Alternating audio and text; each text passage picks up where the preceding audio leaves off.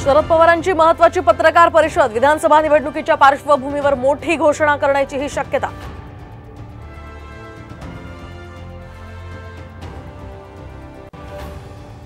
दिल्लीमध्ये आज उद्धव ठाकरे, सोनिया गांधी आणि राहुल गांधींसह काँग्रेसच्या नेत्यांची महत्त्वाची बैठक। महाविकास आघाडीच्या जागा वाटपावरही चर्चेची शक्यता।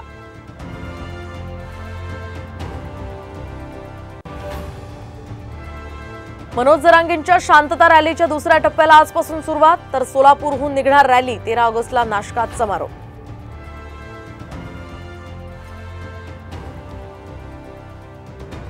आरक्षणाच्या मुद्द्यावरून ठाकरे आणि ओबीसी नेत्यांचा राज ठाकरेंवर मराठा नेत्यांचा निशाणा, तर उगीचच कुणालाही किंमत देऊ नये जरांगेंचा टोला, तर प्रबोधनकारांच्या घरात खरंच जन्मलात का, लक्ष्मण हाकेंचा सवाल।